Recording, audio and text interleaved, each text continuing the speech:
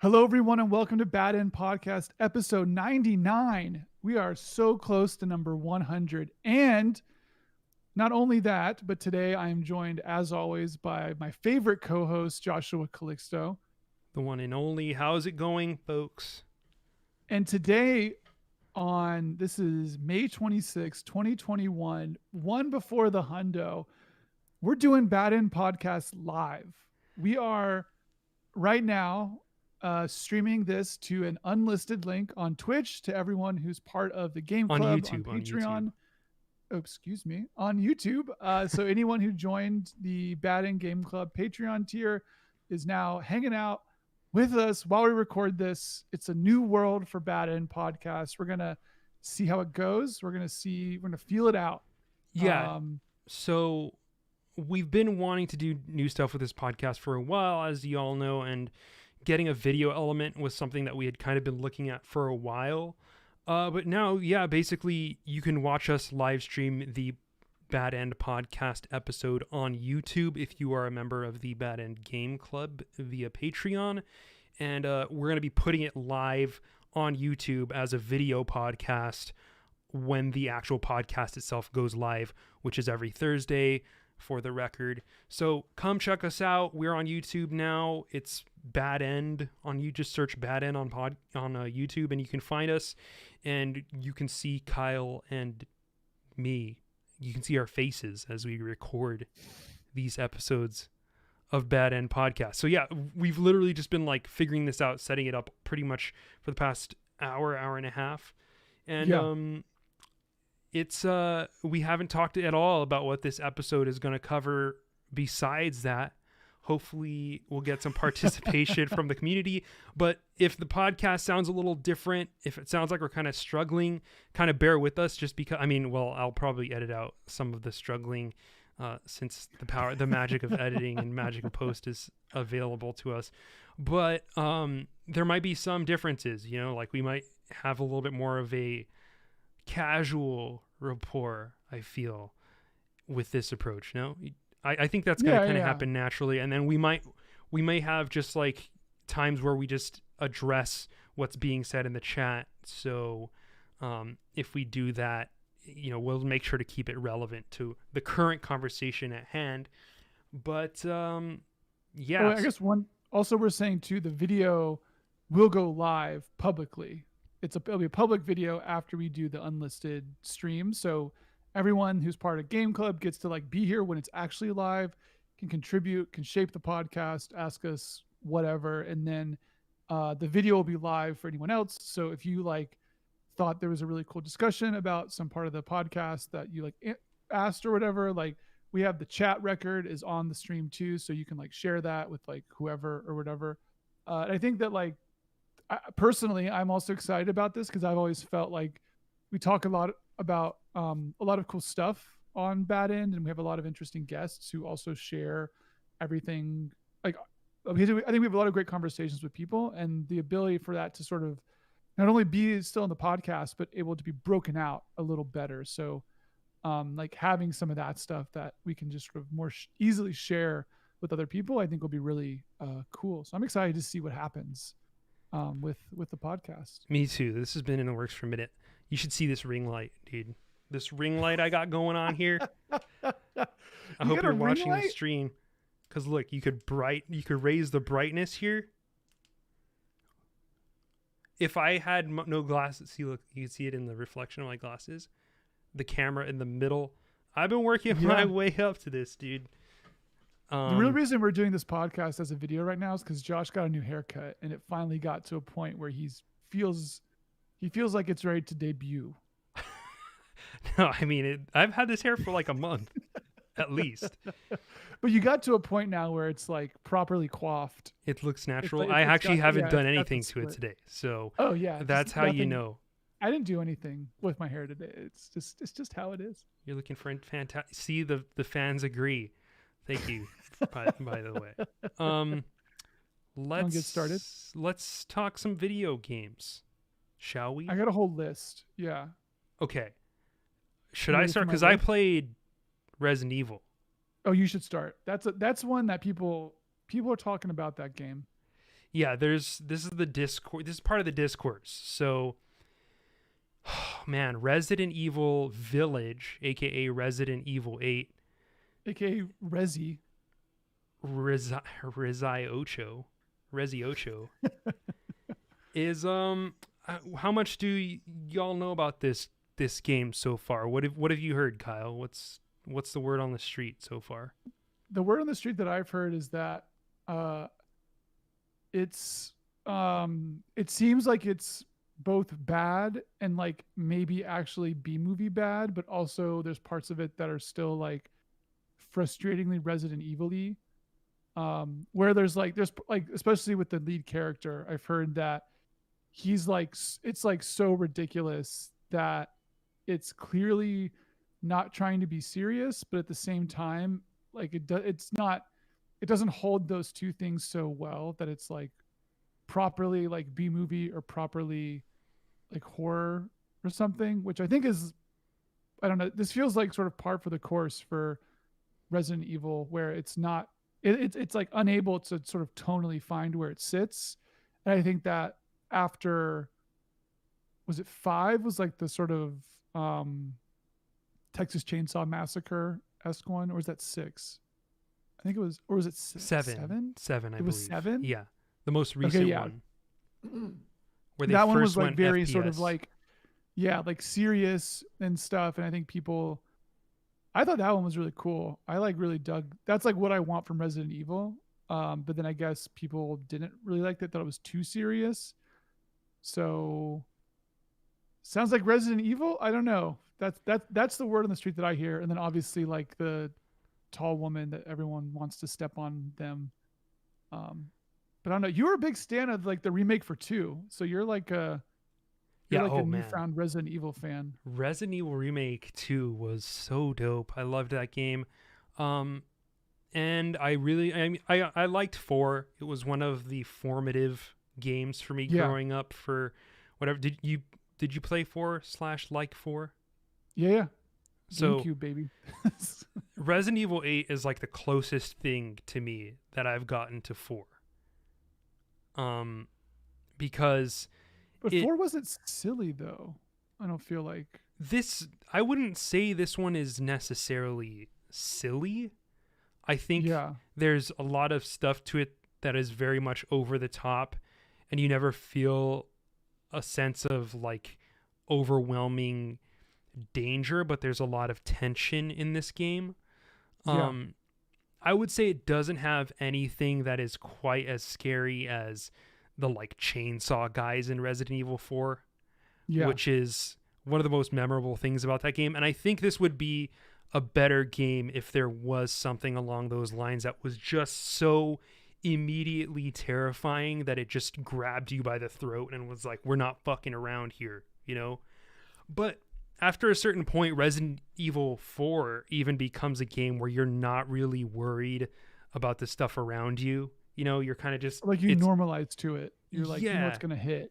Well, and it's like you have cool weapons and you are kitted out and you have like fire grenades and you've upgraded your gun and you're just shooting shit everywhere, right?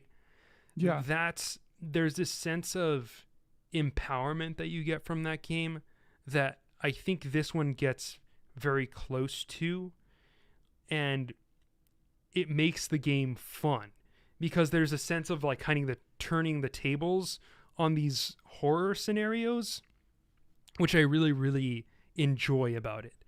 And it's also one of those things where I like all of the scenarios that they're putting in front of you. Like they go with a lot of different themes, right? There's like a lot, it feels very like Not Scary Farm haunted house type thing. I don't know if, do you understand Not Scary Farm as a reference?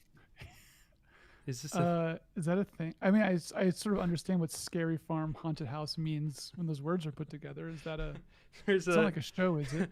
there's a theme park here called Knott's Berry Farm. Are you familiar? Oh, Knott's Berry Farm. Is that the Knott's place where they take Berry pictures Farm. of people and post them online when they like get scared? Yeah, one of the places they take pictures of you when you're on rides and stuff. And you're like, ah. Yeah, Knott's Berry Farm. Yeah. I don't know that. But during the Halloween season, All Hallows Eve's season, it becomes Not Scary Farm. Because, yes, it's scary. It becomes That's scary. great. So it's got that kind of haunted house, community haunted house thing going on. And I really like that about it. It's a little bit at times cheesy, I guess you could say, but in a way that I find very, very charming. Yeah. And that it's just fun. This game is more fun than I think a lot of the other Resident Evils have been. You know, I was never really scared. There's like a doll part where people have said is actually scary, but I didn't find myself very scared by that. And also like the jump scares are just fun. You're just kind of like some of them are just so ridiculous that you just have to kind of chuckle to yourself after, because like it's like, you got me, you know. But I'm like replaying through the game, grinding my guns, and it's like short, right? It's like 6 to 8 hours or something. My playthrough was like 10.5 hours. Yeah, it's like reasonable. But I like got lost a lot, and I was like grinding stuff. Someone in our chat brought up that there's a hat mod, which I have seen. Oh, yeah. Have you seen this? Where like every the time hat keeps getting bigger, you turn around, Lady Dimitrescu, that's how they pronounce it, in Dimitrescu. It's like Dimitrescu is like how you would that's what I thought it was. think it. Yeah. Whenever you turn around, her hat gets bigger to the way where like he's just like seeing her like half an hour into playing or whatever, and the hat is just taking up all the screen. But it's that kind of thing that just makes the game fun, but it's also fucking beautiful. Like, yeah, it looks super pretty. Oh my god, these environments are gorgeous. The lighting, I was streaming it, and I realized after the stream, like I was like, why am I streaming at like 10 FPS? And I realized it's because I had RTX on. So it was going like 25 FPS, like PS2 Shadow of the Colossus speeds. But it's so pretty. Yeah. Someone asks, do the character models look as good as the environment? I would say they do. I'm trying to think. There's some really just neat shit in this game. You know, like at the beginning of the game, you're like holding your baby, and it's just, this baby looks nuts, you know? This baby looks nuts, dude. The baby looks nuts. RTX on baby. And I can see it teething. Yeah, and I mean the monsters, they got this fur, and you're looking at the fur, and it looks cool. And there's a bunch of like kind of grody ass monsters. Grody. It's grody. Just yeah. It's I don't really know what else to say about this game at the moment. There's surprises. There's surprises in here. It goes to some places that's just like they want you to have fun, you know? Yeah. That's what I think. Like, the F word that's like the one swear word on bad end. But I feel like from what I heard about this game, I was like, yeah, it sounds like it's fun. It sounds like it might not really understand what it's like doing and not do it the best, but like, damn, if it isn't having a fun time with the video game in a way that feels like delightfully low stakes.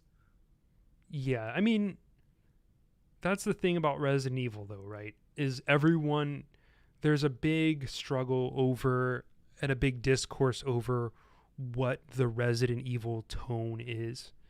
And I feel like the Resident Evil tone has always been, you know, mid to pretty damn scary with like an ending that just jumps the shark, and you expect that to happen. You know, that's the formula for Resident Evil. So the shark jumping is part of the formula, which at this point, when that happens, we shouldn't be surprised by it, I guess is what I would say. You Yeah. know? I guess I'm just sort of surprised that like of all the things that came out in the like late 90s, early 2000s, that like Resident Evil makes it out. What? Like who? What? I mean, It's just such like a weird. There's like no, like there's not really any consistent character. Like there's Chris, who's just like boring white man. There's Jill, who's like boring white girl, and there's like zombies. right. And it's like a clunky. That's when I think of Resident Evil, I think of clunky ass gameplay. I think of like characters who are like way too fucking heavy, and like you got weird inventory systems, and you're like trying to lumber around, feeling like you're a tank or something, but you're not. It's just like Reed says, pretty it's sure you weird. literally jump a shark in Resident Evil 1. It's just weird. It's like of all the things that like get lifted, it's like the Fast and Furious of video game franchises, where it was just sort of like a time and place made these things come together, and then actually no, what I mean to say is that it's like Ludacris's relationship to the Fast and Furious series, where like he was just in the right time and place for like to be cast in this role, and now he's like in giant, like massive franchise movies as like Ludacris, which is insane. One could even say that's ludicrous. I feel like Resident Evil's relationship to the video game landscape is similar, where it's like just a zombie game. It's like a zombie game. I know that they've changed it up a little bit, but like Okay. I don't know. First It's of just all, it's weird. It's weird that it exists. It's like it's weird that this thing is still around, and they're just sort of like, well, I guess people buy Resident Evil games, so moment of silence for Silent Hill, as Mike oh yeah, man. says in the R.I.P. chat. But I want to talk about this a little bit more because there's obviously a distinction between Silent Hill and Resident Evil. I think the first Resident Evil maybe not, because the first one was, again, that really weird mix of tones. But I would argue that Yeah, Silent Hill 1 was as well, where it was like the whole doghouse thing. um I guess like tonally there was some weird stuff with Silent Hill, maybe not to the extent as it was with Resident Evil, but Silent Hill was like a legit scary game that was doing some really cool new stuff, whereas Resident Evil I feel like was kind of more focused on the survival horror slash like action puzzler gamey elements yeah, of the horror genre. And I think that is one reason why it's evolved. I think that that jumping from the supernatural ideas that it's giving you in the beginning to the sort of red herringed sci-fi umbrella corporation shit going on behind it all is kind of what gave it legs over time, because ultimately that resonates more with a larger demographic of gamers, where it's like, oh, you get the shotgun, you made the bullets from the gunpowder, and you used your herbs to make medicine and shit like that. You're doing crafting, and there's all types of inventory management, but balanced out by that moment to moment empowerment that I think has only grown more pronounced over the years, to the point where now that is like a defining element of Resident Evil, is that like you have these moments where you feel badass and powerful because you're given like an outsized amount of power, despite the fact that you're in this really scary world where everything is trying to kill you, you know? yeah. I feel like what I think happened was sort of the like it's easy to forget, right, that it wasn't the case that every game used to be sort of like an RPG. And I think that similar now, and what I mean by that is that like the idea that like guns have stats in Call of Duty and you can like upgrade them is like not a thing that existed. 15 years ago in the same way. I think that something like Resident Evil, I think that it's easy for us to look back on it and sort of feel like it's sort of generic, but at the time realize that like if you had a third person like character action game, you had like Jack and Daxter, like Sly Cooper, like that sort of ilk of PlayStation-y stuff. And I know Resident Evil 1 was sort of before that, but like you didn't have this sort of like yeah, like what you would associate with Resident Evil 1 and 2 especially. And I think that what happened is sort of like what happened to like the RPGification of games where a lot of games became just more like Resident Evil. It's like you have like weird scary sections in like a lot of third person games now, even if it's just sort of like a tour of that. They sort of like gathered those mechanics or whatever and put them inside of a game. Like something like Uncharted owes like or not Uncharted, The Last of Us owes like a lot to Resident Evil and like that whole tone and pacing of how that game plays out. So I think it's easy to now to feel like it's sort of generic, but at the same time be like, oh, this actually had a legacy that sort of inspired stuff to go in that direction like later on. But like I think kudos to them, right, for doing what they did for 7 and 8, which has been to like mix up the formula and say that like instead of us trying to be the like boring generic version of this thing that other people can copy, like what if we go somewhere else and say like let's do a first person horror thing that's like very embodied, maybe themselves inspired by something like Gone Home, which is like or stuff like what was like the first Amnesia game, like when those came out, right, those were sort of a new way to do horror that felt not like the games that were picking up from what Resident Evil was putting down. So Yeah. I mean, those games are interesting too because it's like the walking simulator as a thing that is like as a sort of genre of video game that is not about giving the player power. yeah, It's decidedly not a power fantasy. And I think that's the kind of Gone Home effect of like, you don't do anything. You just walk around and you have literally no power to do anything. Like you can only look at stuff really yeah, and move away from things. So when yeah. it sets up that whole scary vibe at the beginning, that's what gives it, I think, a little bit more of that power.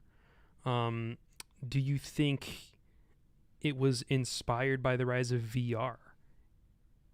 Is the question. Oh, this is a question from the chat. Yes.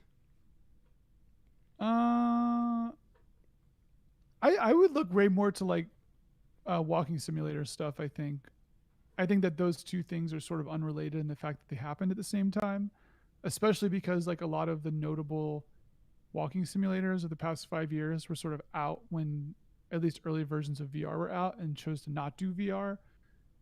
So I don't think necessarily that they're related, but maybe. Well, because Resident Evil 7 had the VR element.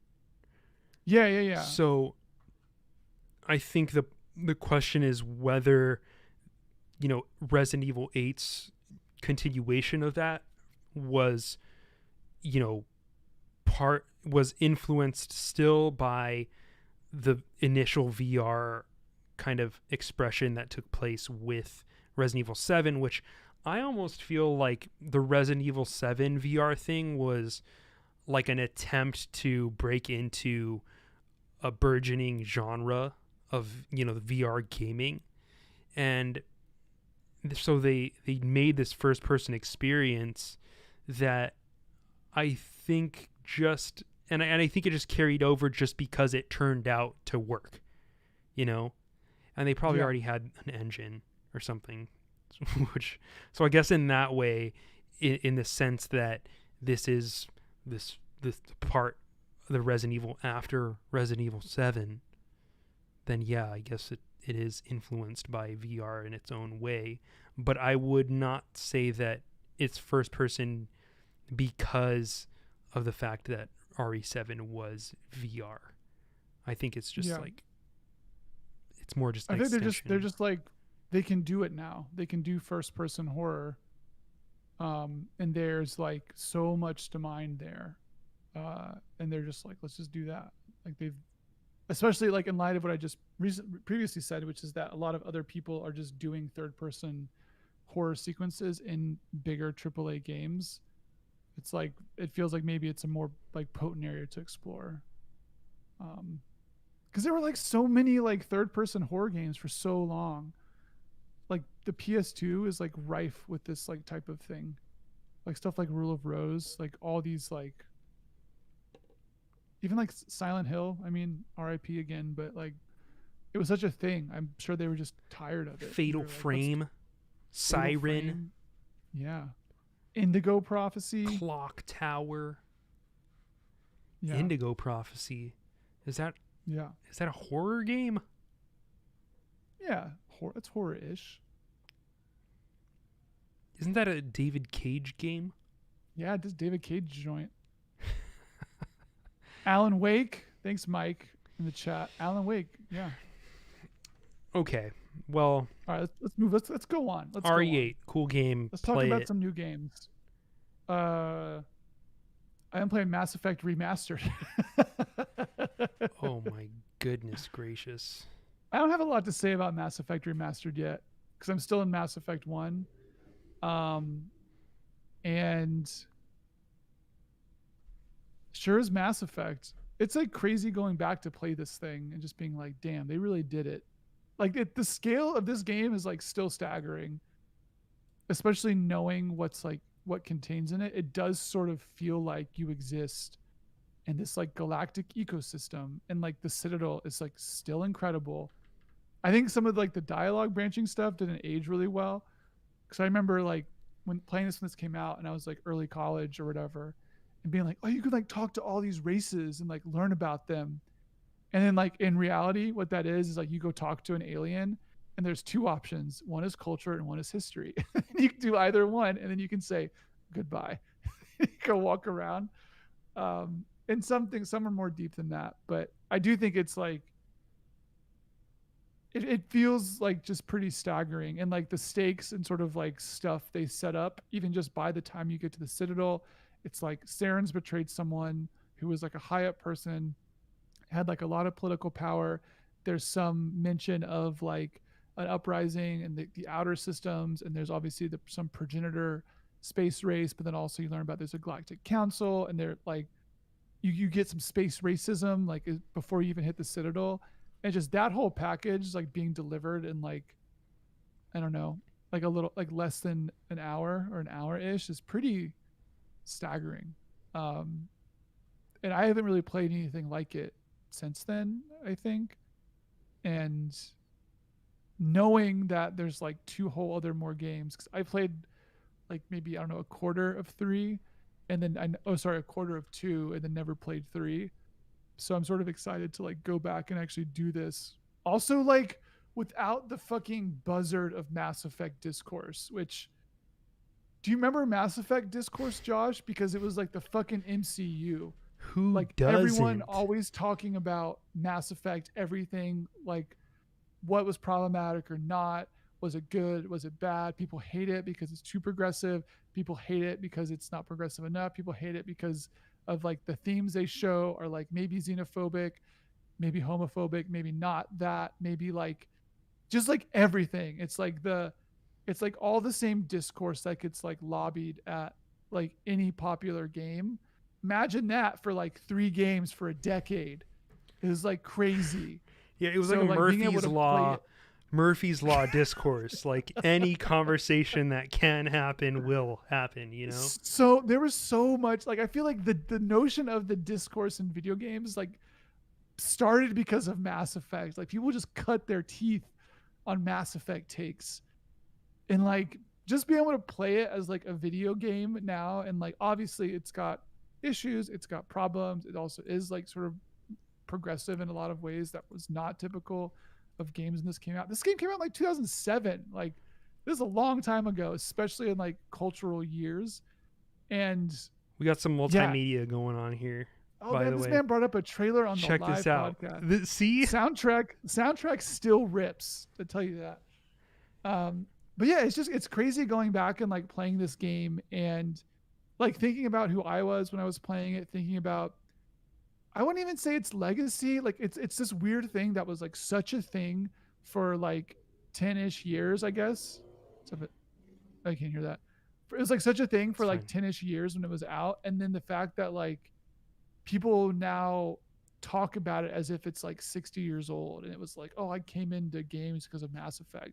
But like no one's like doing Mass Effect still. Like it doesn't even feel like it has a legacy. Maybe because it's like too crazy to like actually attempt again. But so playing it now, it's like this weird thing that was like such a big deal that doesn't have a lot of like long tail stuff. I mean, I guess like the conversation wheel, but like who the fuck cares? I don't know. Um yeah, it's just like I'm excited to keep playing it. I'm excited to like make it through 2 and 3. I've also heard good things about Andromeda. So maybe I'll live in Mass Effect for a while, but I have another dear child that I've been tending to that's not this game, that I can also talk a little more about. But yeah, I don't know. Are you gonna play Mass Effect remastered, re-trilogied? I mean, do I really want to play Mass Effect again? You know, I'm asking you that question right now. I don't. And I think the answer is that no, I don't really care to. Um, Not because it's bad, but because it's a fucking long game, man. It And is a long game. okay, first off, let's talk a bit. Let's brew a little bit more on the tone and the vibes of this game because I think that's all important. Um, Yusef brings up some good points. OG OG Citadel Citadel. kind of has encyclopedia on a CD-ROM vibes. So true. You're like, Um, you could just see that on like some old Mac in a elementary school where you're like clicking around through like a hypercard version of like a space planet, and it's like, tell me about your culture. And it's like dun dun dun dun. I used to have My this. culture is that no no no no. I used to have this game where it was like it was like dinosaurs. It was like one of the first 3D Dino Park games. Tycoon, baby. Hell No, it yeah. wasn't. It was like an It wasn't Dino encyclopedia Park type Tycoon. thing where you Okay. could. It was like interactive exhibits, and you can just go and look at these big dinosaurs, and it was like fucking crazy. I'd never experienced anything like that. It was like so immersive, even though it was basically like Wolfenstein-esque quality graphics. Um, Yeah. but the dream of that, I think, does come to life in Mass Effect, and I think that's a big part of the power of that game, right? Where it's like, it's this whole world where you can kind of learn more about it and interact with the people in it. And it was one of the first to do that. And one thing that I've kind of noticed about video games that break the mold is that they ostensibly create a world in which that is now a thing that has been done and can be done by more people. So we just tend to kind of brush that off, you know? Yeah. But there hasn't really been a Mass Effect since Mass Effect. You know? I mean, don't forget, Two Human was like, it was like in the running at the same time for like the next big sci-fi. I guess like maybe Anthem or like Destiny is like trying to. I don't know what the fuck is going on But with it's Destiny. not. It's like you Yeah, but they're can't not, interact yeah. with the people. You can't. It doesn't have the role playing elements of like being in this world and partaking in the economy and fucking being a badass or a nice guy Yeah. or whatever gender you select. But I think that is still unique in the space. And it's one of those things where because it exists, we talk about it as if it's something that has been beaten into the ground, but it is still kind of its own thing. You know, Yeah. it's been done in other realms like fantasy, like I think Dragon Age obviously, and then you have Yeah. like The Witcher that kind of outdid that, but there's no real there's no Witcher Witcher of the space Stars. opera, Yeah. you know? Witcher in space. There's no like Firefly game. There's no like Expanse game. There's no like Stargate game. There's no like Battlestar Galactica games. Like they're not really those games that get at this. Even like Star Trek. Like why is there no like Mass Effect style Star Trek game or even Star Wars? Like there's nothing that's like doing that, which is so strange. I think because it's like a fucking like lot of work. Like I think that Yeah, I mean I that's the remember I real was answer, reading. right? Yeah, there was an interview with the dude and who wrote it in Polygon, and like he was talking about like the size of the scripts, and it's just like an insane amount of dialogue. Um, I mean, shout outs to Disco Elysium once again for I think having a longer script than Mass Effect, but like it's still you don't sit down to be like I'm going to write 20 novels worth of text. Like that's just crazy. That's you don't do that. I think that once they sort of I think that once they found success, they realized sort of the size of the endeavor they were taking on. But I don't know. I feel like there's ways to do this now. Like I could totally see something that like is small and grows over time, like sort of like what Fallen London does or something where it's like got this core story and then as people discover and explore stuff, you just sort of like pad it out. Um and there is a new Mass Effect game coming out. So like and Josh is showing the trailer right now on the live stream. Like maybe they do it again or something.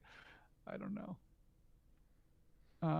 And but at the same time, like Mass Effect does feel very economical in a lot of ways. Especially when I think about it now, it feels like it feels like a bigger game than maybe it really was. I think Oh writing yeah, dude. wise, there's a lot It's of like work involved. But sorry, yeah, go ahead. just like yeah, the levels are so fucking linear. It's like they're they don't even really try to hide it. Like the shooting stuff feels so obviously like ancillary to everything else that yeah, it's like they clearly like and like really you can't actually visit all the planets because you can a lot of them are just sort of empty and then there's like the three ones that really have stuff on them are like key plot points or something and it's also obviously not the whole planet so uh like there's I think you can like probably visit more planets in more detail in something like the Outer Wilds than Mass Effect but yeah. The Outer Wilds is really that's It's getting the probably expansion. Getting an expansion. Can you believe it? what? Yeah. They announced an expansion for the Outer Wilds like 2 months ago. Who When knew? I think of the Outer Wilds, to be honest with you, I get a little it You get exhausts me, the choked up. idea of it. Oh wait, sorry. The which is Outer the damn it. Worlds, you're thinking. Outer Worlds. I'm thinking of Outer Worlds is getting an expansion. Outer No, Wilds. dude. No, Outer Wilds is the which is the indie one. Outer Wilds. Yeah, that's what I'm talking about. It's That one getting an exhausts you? expansion. Yes. I thought you no, you hated the one that was the Outer Worlds. AAA one. The You Outer didn't like Worlds. that one should Yes. exhaust you. No. No, it doesn't. But I don't like it as much as I like Okay. the Outer Wilds. Just because it exhausts me doesn't mean I don't like it. Like I like it, Okay. but it like Dark Souls exhausts me, but I like the game. Outer Wilds is getting an expansion, and Yes. Zach has verified this. Outer Worlds has also gotten an expansion, which also makes this complicated. Well, all this is to say it exhausts me because it's the type of game where some of the shit in that game horrified me like beyond what I've felt in other games before. Like to the point Yeah. where there's things that happen to you that are scary and your body has an adverse reaction just thinking about it, you know? Yeah. Yeah. And that's what happened to me with Outer Wilds. You know, there's a section where there's those fucking anglerfish. Yeah. Did you dude. play this game? Did you finish this game? I still have not beat this game to my like deep dismay because I've loved every moment I've played of it. But yeah, It's the fucking anglerfish shit is the like fucking scariest shit. And then the whole like surviving, dude, it's a scary game despite not being quote scary scary. game. Yeah. yeah. And my body has that response to it where it's like when you go somewhere, like when you go into a deep dark cave and you're like, I don't want to be here right now. This is not a place a human is supposed to be. There's Yeah. fucking crazy mushrooms in here, and there's like bugs that I can't see that are trying to kill me. And when you think about the cave later on, you have the feeling of not wanting to go to the cave grows even stronger. And that's what Yeah. Outer Wilds is to me. So, But not Mass Effect. right. And they bring up a good point in the chat, which is that Outer Worlds was supposed to be kind of like a first person, like the basically a Bethesda version of Mass Effect. Yeah, because it was like, it wasn't like Looking Glass, but it was one of these sort of immersive sim studios. Or In Exile, I think, did it. It was like People who did, people who were Wasteland at and Bethesda before, yeah. right? They were like all former Bethesda people, basically. This, I bet there is a non-trivial amount of people out there who just like eat that shit up and like love the Outer Worlds. But we don't. I was actually thinking we need to get a high schooler back on this podcast. We need to ask them what the kids are doing these days, because I'm feeling like we're getting out of touch. Maybe like the Outer Worlds is like the thing. Dude, COVID made me feel so much more out of touch. I realize because the only way I felt like I wasn't out of touch is because I played a lot of Valorant, which Yeah. really gets you in there, gets you in that world a little bit. But everything else, it's like sometimes you got to go out to see what the kids are doing, you know? Like the only reason why I know about the whole shoot dance shit and like the Fortnite dance shit that kids do, you know? Are you talking about flossing? No, dude, this thing that I'm doing right now. I can't. What is this one the video's called? lagging. What's this? I think it's just a TikTok dance. No. Does anybody know what this dance is called, dude? This is a video. It's the worst. Josh, you're not gonna go viral with Check those out the moves. video podcast if you want to see. Wait up. Orange juice. It's that song. It's like "Take me for a ride, you wanna." Orange juice dance.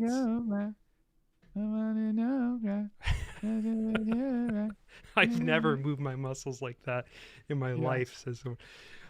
It just reminds me. I downloaded TikTok and had it for like a week, and I was like, I can't. I'm not this young anymore. I can't keep up with this shit. So I deleted it, and now I just see it on Twitter. This fucking video, dude.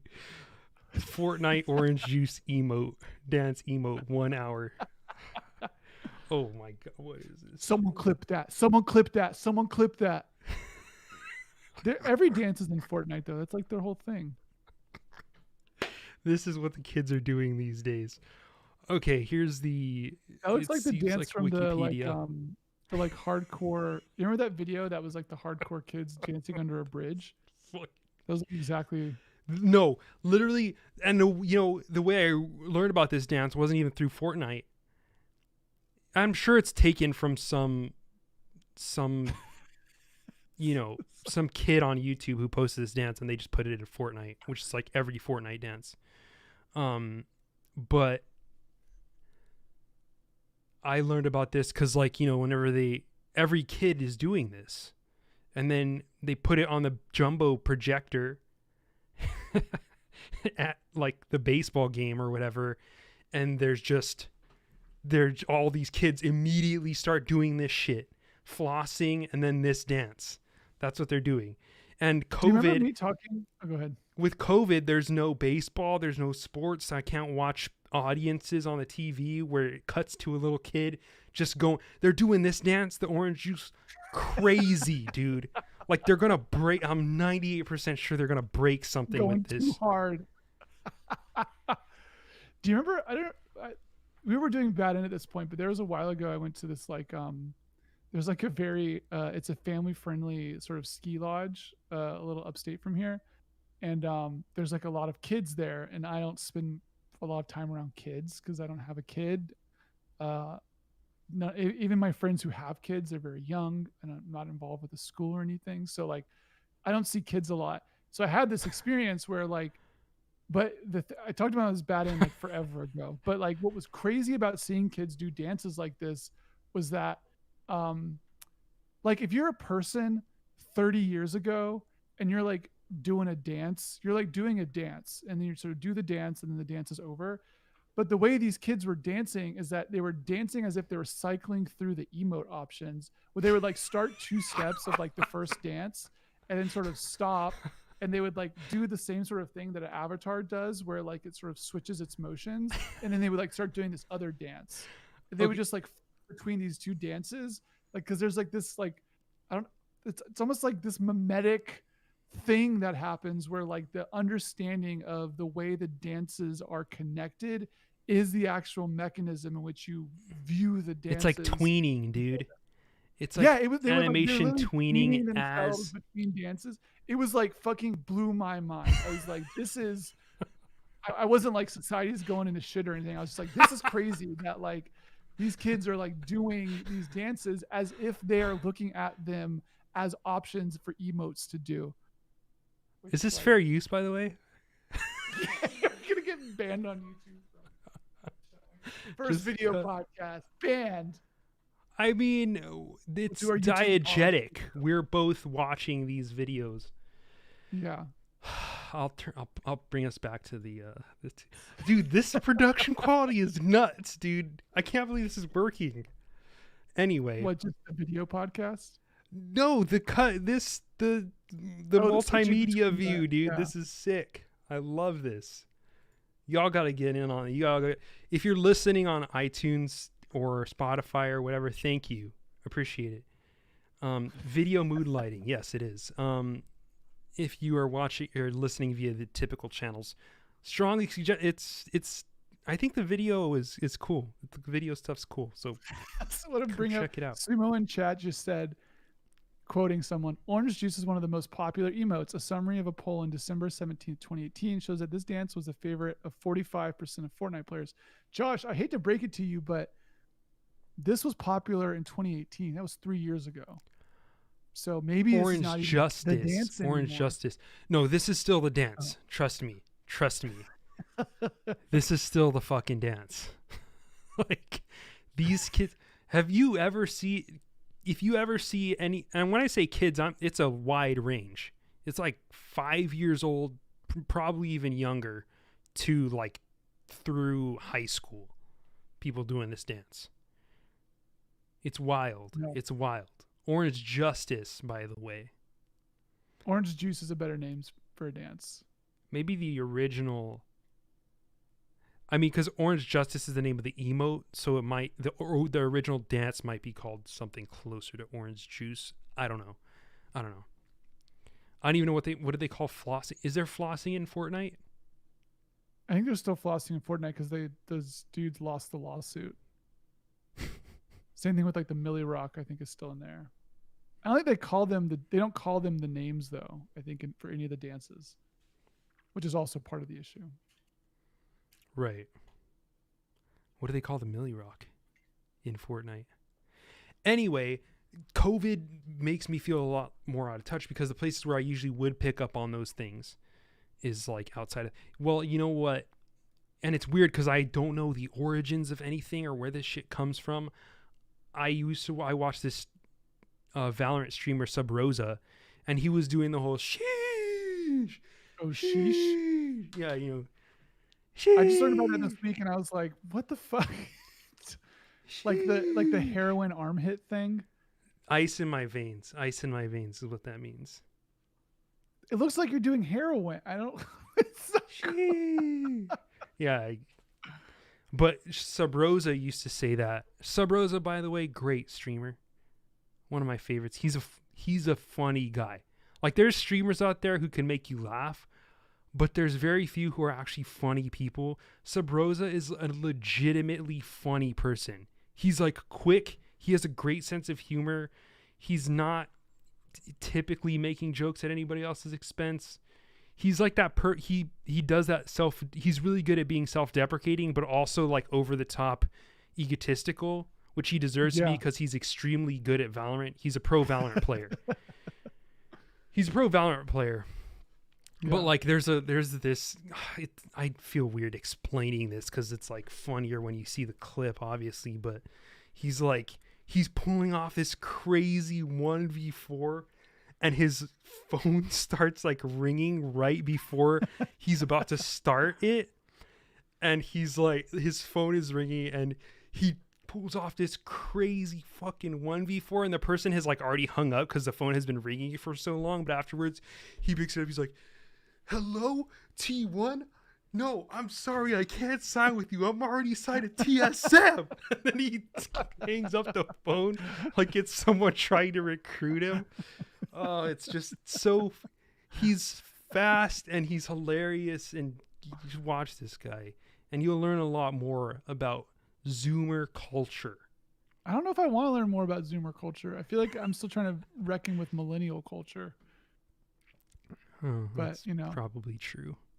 Did you play any other games, Kyle? man, the thing I've been playing the most, I'm glad we got chat here for this. Still been playing Bloodborne. Mm. I've talked about Bloodborne on this podcast before because I said I was playing it before, and I've been playing it. And I thought I was far, but the achievement progress is like 15% or some shit. So I don't know if it's because I'm like not doing the right stuff, but I just I don't know. There's like this boss in this swamp where it's like three bosses sort of all together. Did you beat Bloodborne? No, you didn't play it or something, right? I beat like half of it. What's that? What's the half? Do you remember like I what you started beat? seeing like aliens. Okay, Maybe that's not started. half. That's what's so this. But this is the thing though. Like this is what I want to talk about.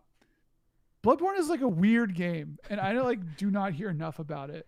I think that like I heard about it, but I get the sense that like a Dark Souls game, it just like filters a ton of people.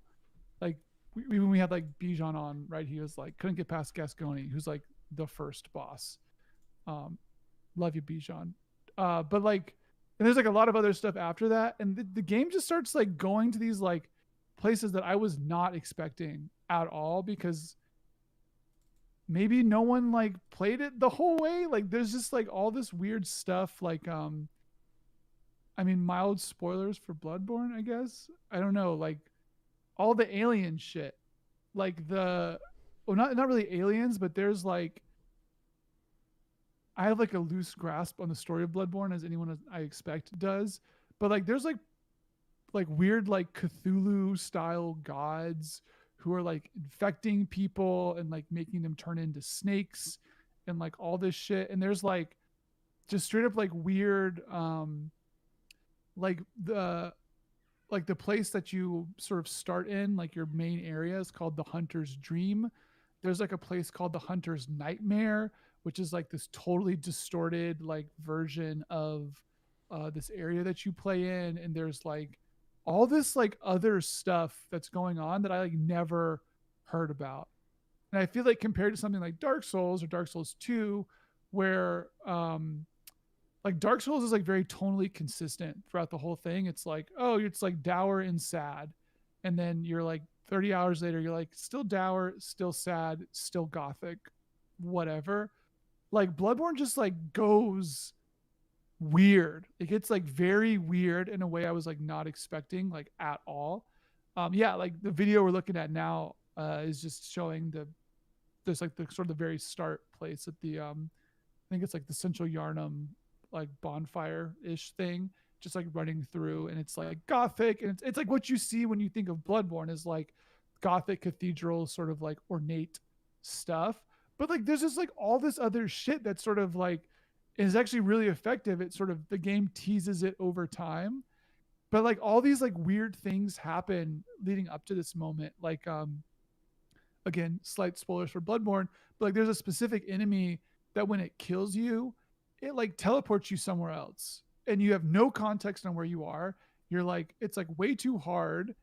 And it's like, what the fuck? Like it's like that moment in Dark Souls 1 where you finish the like the undead asylum or whatever, and you go up to that nest and the crow grabs you. There's like a lot of moments like that in Bloodborne that are like very disorienting, very weird. What it's just like strange. It's very strange in a way that I was like not expecting, and it's been like very exciting. Because like the other thing that it's doing is that unlike the Dark Souls games, there is this like crescendo. There is like this arc where you start out doing what you're seeing right here in the video. You're like fighting villagers and fighting stuff that like feels Dark Soulsy, but it starts to like go to this like cosmic horror place at a sort of somewhat like I think pretty good pace. And then all of a sudden the game is just sort of shifting in front of me as I'm playing it.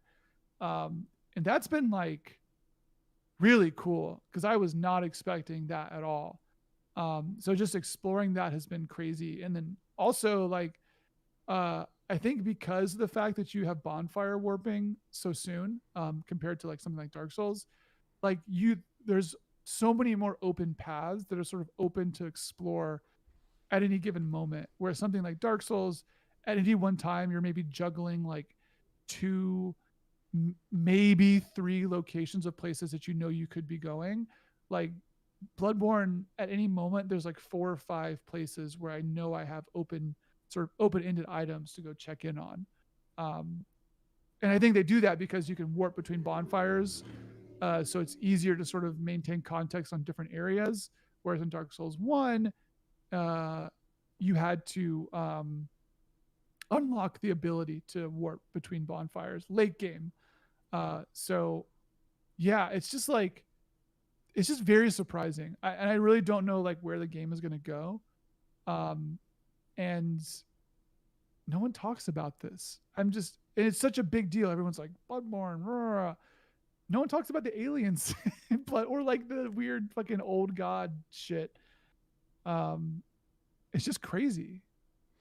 Yeah. Uh, Yeah. And there's like, like what you're seeing now. This is Gascony. Like this is what you expect from Bloodborne, and you're like, yeah, I'm gonna get more like sort of scary, sad, gothic stuff, and it's like you'll get that, but then like there's like gods who are the size of Yarnum who like pick you up from the ground. And I think video games more than a lot of other media have this problem where it's like the first 3 hours syndrome, where it's like yeah, the only thing you ever really hear about in the conversation is like the first couple hours, because people are so afraid of spoilers and they're so afraid.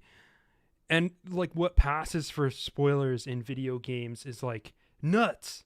It's like literally years later and you can't talk about this shit openly because it's like rude. It's like considered rude. It's an unwritten rule that like you can't talk about anything more than 4 hours into the game, even if it's been 5 years since the game came out. You know, that's just how it works, which is kind of weird. But that being even something said, like Dark Souls where like people aren't even beating it. Like I think that something like 30% of people have like the Gascony trophy.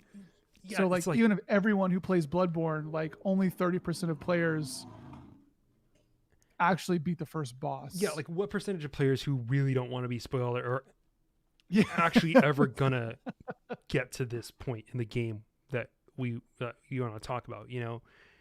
But that being said, the cosmic horror stuff, I think that's one of the brilliant things about Souls is that they can take these classical elements of horror and genre and kind of bend it into ways that you've never seen before, right? Even Bloodborne, its whole gothic horror thing it has going on at the beginning is kind of by the books, but taken to like its maximalist end point where there's just so much going on. All the spires and the castles and the fact that the streets are so desolate and gross and there's tombstones everywhere and the trees are all gnarled and there's no hope anywhere.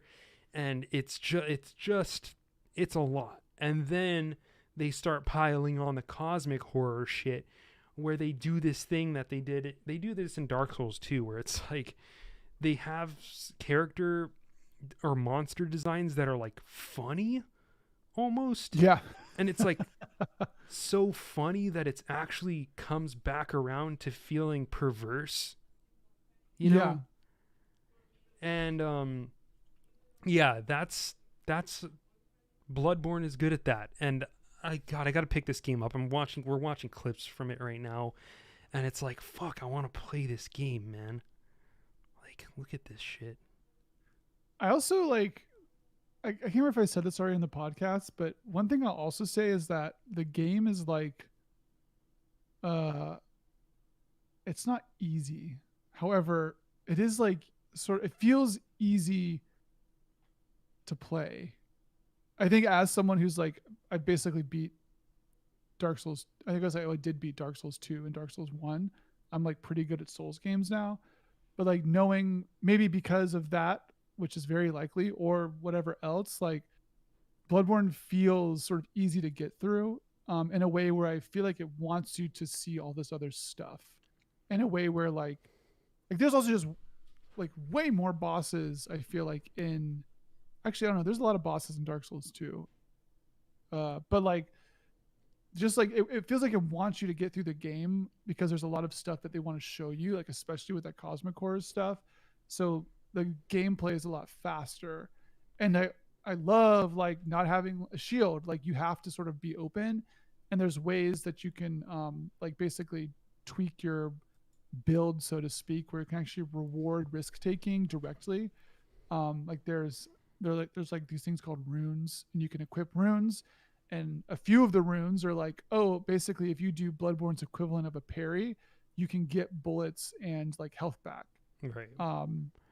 So if you're a person who wants to play really aggressively, you can actually optimize towards that, and so it just makes the game be so snappy in a way that like Dark Souls 1 is not. And so I think it also means that you can have, or in Dark Souls 2, you can have like sort of faster feedback loops on learning.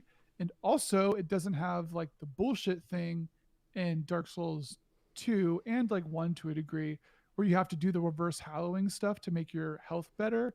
Like if you die in Bloodborne, it's like not that big of a deal, which is super nice. So you die, you come back, you basically have all of your stuff and your health is full again, and then you can go back to the same level versus having to do this thing where you're like, well, if I die here, I lose half my health and I have to go find a human effigy and like all that stuff doesn't exist in Bloodborne. So there's all these things that are like really pushing you forward, both in terms of how you directly encounter and engage with enemies, but also in how like you sort of do the survival management stuff.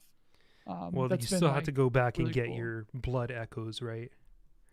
Yeah, yeah, yeah. But even then, like, leveling up in Dark Souls is not a super big thing. Like it sort of helps your mate. But yeah, if you want to like upgrade a weapon or something, then going back is good. But more often than not, it's never, maybe like once in Bloodborne, and I probably played for like, I don't know, 20, 30 hours now, maybe.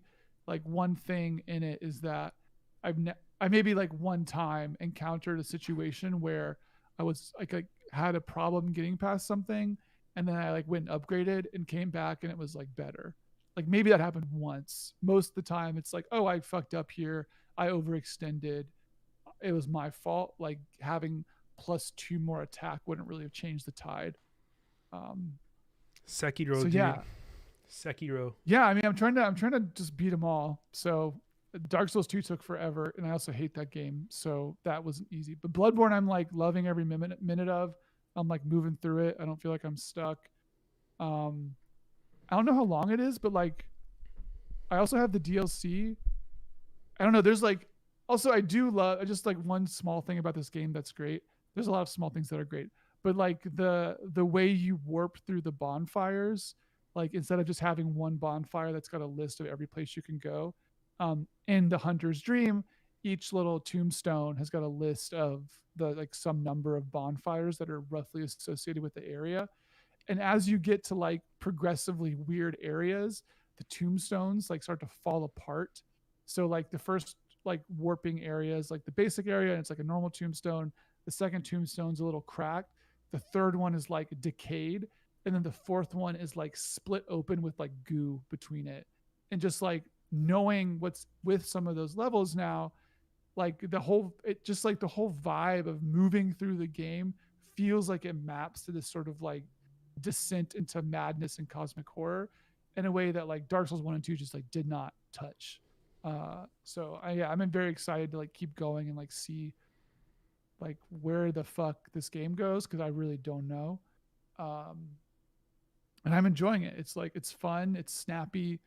Uh, like this is like I feel like I like Souls games. And I think that's like as someone who's played a ton of games and has a hard time playing a lot of new stuff, what I've found true in myself that I'm glad I can fall back onto is that I like what Souls games offer. And just like knowing that and then engaging with that and then just like really just loving it feels really good. And Bloodborne just does it really, really, really well. So It just means you're a true gamer. maybe A true gamer. it's just so like everything is like just right. There's not like a lot of I don't know. It's just the whole like everything feels good about it. So Yeah. play Bloodborne. I have much less mental fortitude than I think you need to really do well with these games. Because I always think quit you have to after learn. like 15 hours or something like that. Yeah, you got to really like. They don't really let up. I think is the thing, like, and oftentimes they get harder. Maybe I just haven't played enough on PC. Because I hate playing shit on fucking PS4, man. Bloodborne's only on PS4 right now. Yeah, which sucks. That's probably one of the main reasons why I haven't picked it up again. Yeah, you know? It's like the main reason I turn on my PS4. Well, not that and Mass Effect, but you can see that you can actually see the little things right now. I guess this person's not, but yeah, he's warping into the tombstone. Yeah. Well, it's good. What else you been playing? Anything? Not that I can really think of. Tennis. I played tennis like every other day for the past like week and a half. Damn. Yeah. I don't know where this came from, but I'm having fun. Sports. It's you should bring up some tennis games on the video. Tennis is very. For people who don't know. Oh, man. I mean, oh shit. Tennis is U.S. Open. It's the kind of sport where I was thinking about this and I'm like, man, why do I like this so much? It's because I feel like part of it is that you have like a peripheral or like you have almost a controller, right? You have a prop, which is a tennis racket. And like a lot of the game involves you getting really good at using this object. Yeah. You know, and like having it act the way that you want it to, which is a very doable thing, you know? And as I've played a lot of games that ask you to do this sort of thing in the past and have loved my experiences with them. So I loved Guitar Hero, was super into that. And I've talked here about how, you know, playing guitar sometimes like hits some of the same spots as playing a video game does, but with the fact that I get like some more physical feedback from it. Yeah. In that I can like actually hear myself play. I even brought that up in our interview with Colin Lucas. The first one, the Lost interview. The Lost interview. Yeah. Unfortunately, our listeners don't have access to that one because it's lost to the ages. But tennis is like that, man. I also played a lot of this. It's called 11. It's a ping pong game for VR, and that shit is so fun. Like the physics on that shit, it's basically like you're playing real ping pong, man. Like do you have an Oculus Quest or a Rift S? I have a Rift S. Oh, okay. Yes, the now obsolete Rift S. But I mean, it's still good. It's just they're not doing it anymore apparently. But I think now I'm watching tennis videos and learning technique, And this game is not about like being really strong. It's not about like getting in the gym and lifting and like being super tall and fucking all this Yeah. stuff. It's just really you can play high above, someone who's much stronger than you, who is faster than you, who can, who's more agile. Just if you have good technique, Yeah. you can kind of send the ball wherever you want to go.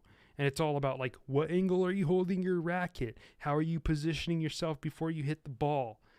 And that stuff, like, I feel myself progressing very fast because I do this thing now where I watch a lot of YouTube videos whenever I start getting into anything. And so I'll watch videos on like tennis technique. And I'll go and then I'm on the court and I implement it and it fucking works. And I'm just like, this is nuts. Like I played tennis like one time when I was younger, and I was just hitting balls and they were going like almost outside of the freaking court, man. Mm-hmm. Because it's very hard to, like, if you don't know what you're doing, to keep the ball in the court. Yeah. And the reason why is because you're supposed to hit the ball going from a down to up Yeah. swing. So you're pulling the racket up, and then on the way up, it hits the ball. And that puts top spin on the ball so that even if you hit it really high, the trajectory it dives down into the court. So it stays in the court. So like your margin of error is massively higher than if you were just hitting the ball straight on. So, you do this once and you see the ball just curve down, and it's not like you're doing some crazy, like, fucking intensely difficult motion with the racket. You're just lifting it up when you hit the ball, and it works, and the ball just curves, and you're like, well, I just did something cool. And it's like you get that sense of progress with tennis, I think, because you're using this tool and you get better at it pretty quickly, and you can do some actually like impressive things just by watching a couple YouTube videos. And that's what I'm digging about it, man. Like I played yesterday and the day before yesterday and then like 2 days before that. And yesterday when I was playing with my cousin. We played 18 games of tennis. We were playing for like an hour and a half straight. That's And a lot of my tennis. body was so tired because It's a even from great the day workout. before that. And today I want to play fucking tennis more. Which is nuts to me. I never really felt this way about a sport. I love playing basketball. Like I played a lot of basketball before COVID started. But that's a sport where I play a couple times a week, like 2 times, and you get really afraid you're going to get injured in that sport. It's a Yeah. lot more physical. There's a lot, like, tensions get higher. Pickup games kind of suck because you don't know the people you're playing with, and sometimes they're just huge assholes. But tennis, it's like there's little triumphs every time you go out there. Every time the ball gets over the net, you feel just a little good. And it's not like absurdly expensive like a lot of other games where you have to like buy something to play, you know? Like I got a racket for like $25. And like a basketball costs around $25. Like a Yeah. normal It's like basketball. you just need access to a tennis court, really, and like some Yeah, balls. which a lot of places do, honestly. You can just drive to a court. Or if Mhm. a lot of them have walls where you can like hit the ball against if you're by yourself. It helps to have like friends who will go with you, which I'm lucky enough to kind of have that. But man, when you feel the ball just hit your racket perfectly and it does what you want it to do, it feels good. Feels good. Um, You want to? Well, I guess we got a few questions, and you want to answer a question or two and wrap it up. Number 99. Yeah, let's do it. People are asking us. So the big thing that's going on tonight is there's a Dragon Quest stream. Expectations are high that number 12 is going to be announced. The question, there we go, some tennis videos. Really late in the game there, but we'll keep it up while I talk about Dragon Quest. It's hard to pull up a video while I'm gushing about tennis. I don't know. Do you have any expectations for Dragon Quest? I want the MMO to come to the West. I would love, what was it, 9? The like MMO. If they like re-release that in English. There's an MMO really cool. of Dragon Quest? Yeah, there's a big MMO. I think it's 9. So I'm sure someone in chat knows, but there was a big I think it was just in Japan, but it was like a Dragon Quest MMO and it looked like really cool. But that seems unlikely. But also like 11 I feel like just came out like 2 years ago. Yeah, I'm surprised. But I mean, they come out pretty. It's 10. 10 was the MMO. Oops. Helmed by the current Final Fantasy 14 head. Sorry, what was the question again? I can't open up. What my do you expect Discord from on Dragon here. Quest? The new stream. Any expectations? Any hopes? Dreams? Wishes? No expectations. I only played 11. That's the only Dragon Quest I've played, and Rocket Slime, which is a spin-off, where you control slime, and you sling the slime into stuff. Great game, by the way. What do you want to see from Dragon Quest in the future? The series has always stuck to its traditional roots. Do you want that Saturday morning anime feel to continue? What would you change? Honestly, not much. Like, I feel like Dragon Quest's simplicity is part of what makes it what it is. And it's one of those games where every deviation from the formula is what makes it special. And it's what they do with those tweaks that is really gonna make it what it is. Dragon Quest XI was stunning to me, and I've said this on the podcast before, because of how it tied in its systems with the story itself. Like, the statistics reflected the characters in a way that I'd never experienced before. The like level up trees, they shift around as characters develop within the game. So it feels like the statistics are tied in with your character's progress, which is fucking amazing when you think about it. You got to experience that shit to kind of really understand what's going on. I feel like I haven't really just heard many other people talking about this. Maybe I'm not listening in the right places, but that, man, when those, and this is another don't talk past the first 5 or 6 hours or whatever thing, but when this thing hit, when the characters, they develop and they get like a slightly new look because of some crazy event that happened, and then a whole new tree of skills opens up to you that wasn't there before, or it connects to another tree, or things shift, it is amazing. The moment it happened, I was just like shocked at how well executed this was. And then just the storytelling is really good. I really liked how it felt like episodic almost, despite being a huge game. Finish a level and like wash your hands off and like move on and like feel good about that. Yeah. In a way that is not the case for like. So I guess like Final Fantasy VII Remake actually sort of touches on a similar vibe, but just like the sort of large, open world-ish feeling linear thing compared to something like like The Witcher 3, where you're like always like running back and forth and stuff. I like that sort of like self-contained story. Right.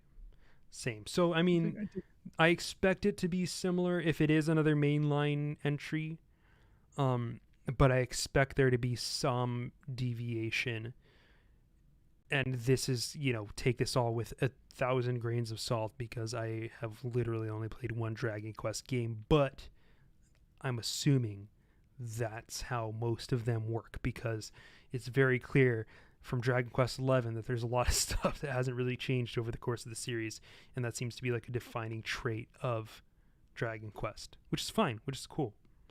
Here's my guess actually. I Give it to wouldn't me, be son. surprised. Say what? Give it to me. Oh, I think they're gonna remaster 8. I would not be surprised if they put out 8 for modern consoles. And Is there like a quintessential Dragon Quest? 8 was a pretty big deal. 8 was it was for PS. I remember it was like late in the game for PS2 or really early PS3.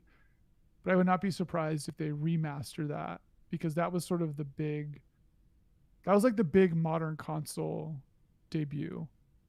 And it was at a time where like Dragon Quest was still Dragon Quest is popular, right? It's like super popular.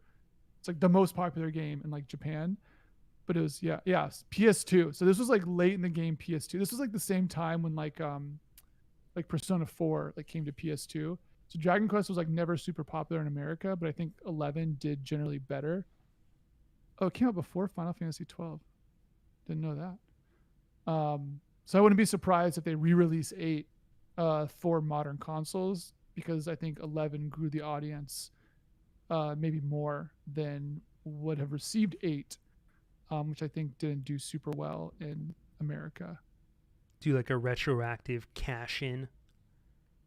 Oh, totally. I mean, everyone's doing it now. Like that's what people do. They re-release old games as new things. Like there's no way they're not looking at 7 remake and not thinking about doing something similar with like their Oh, game. yeah. I mean, and it makes sense, right? Like, these are What also great. ages super well, right? Like the nature of these games, like they're all sort of cartoony, so the art style looks fine.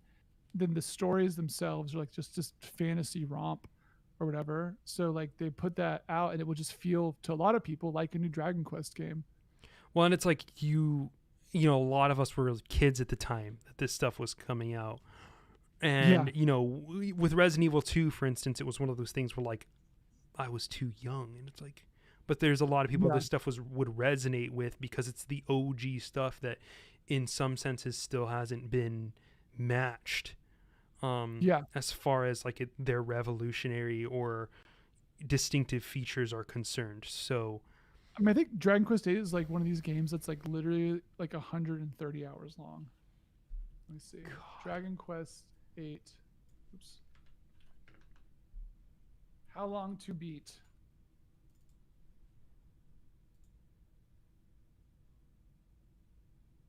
So yeah, main story, leisure play, 96 hours. Main and extras, leisure 165, average 81 hours. This is like big ass game. And people love it. So that would be my bet. I don't think it feels too early for 12, especially considering how long usually exists between the big releases. But 8 is just sitting there. It's not doing anything. this wouldn't be being that hard to play. remaster. No. One of our listeners says, "Isn't DQ11 longer than 8?" That's what I heard.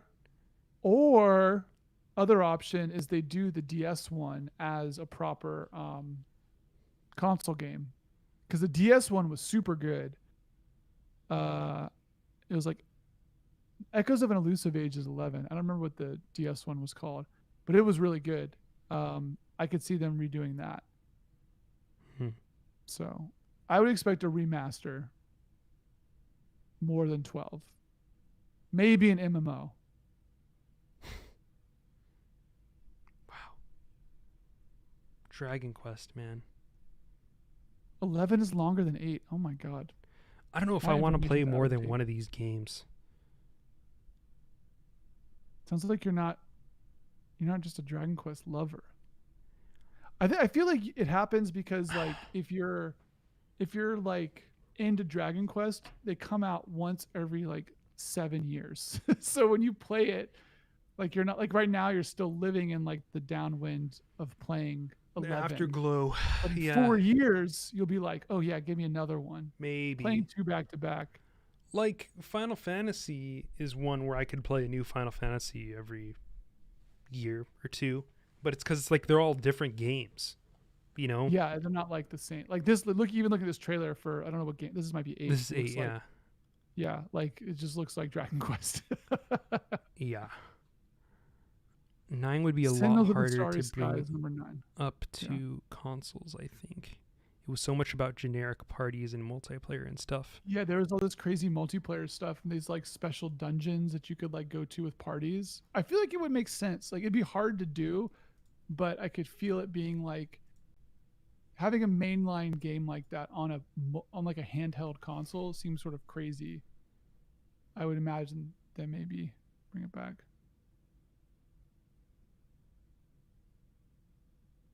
Dragon Oh yeah, Quest. Sumo bought it to play with me at one point. We didn't. I think it's we were in college. We never like ended up doing it. But I loved that game. I played a lot of it. It just never worked out. And then you sold it. So, all right. You want to wrap it up?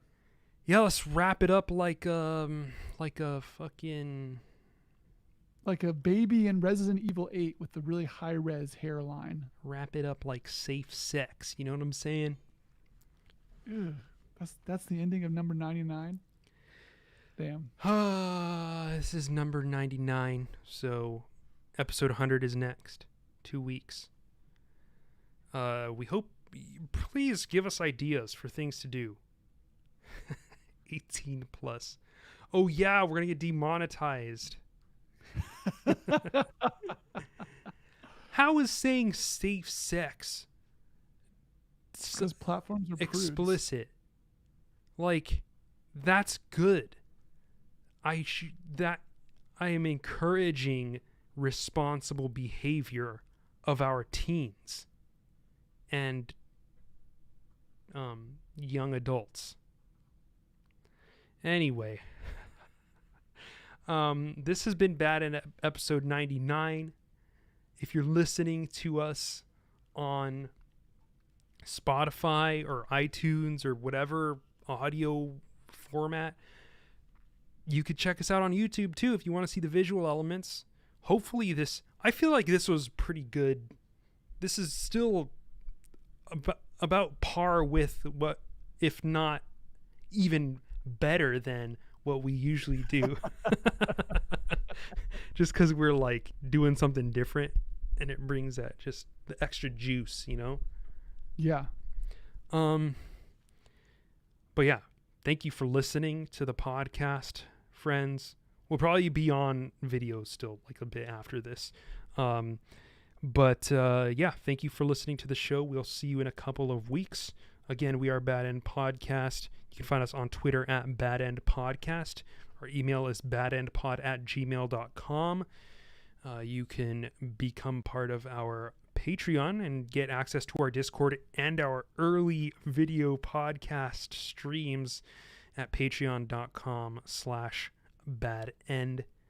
As a reminder, we are part of Superculture Network, which is made up of Funland Magazine, Bullet Points. I have an article coming out there later this week. Oh, shit. My first time writing in a very long time. I'm a little nervous. Please be gentle. We also got the Superculture Review, which currently there's one season out dedicated to Disco Elysium, with other seasons potentially to come. Mm-hmm. Keep an eye out there. More projects in the hopper. And also we got Heterotopias, video games and architecture. Video game spaces. Huh? What more could you want? What more could you want? Anyway, let us know what you thought about this. We always welcome feedback. So let us know either via the Discord or email or Twitter, whatever you feel like reaching out to us. But it's nice to have you all here listening, watching, and we'll see you soon. Later. See ya.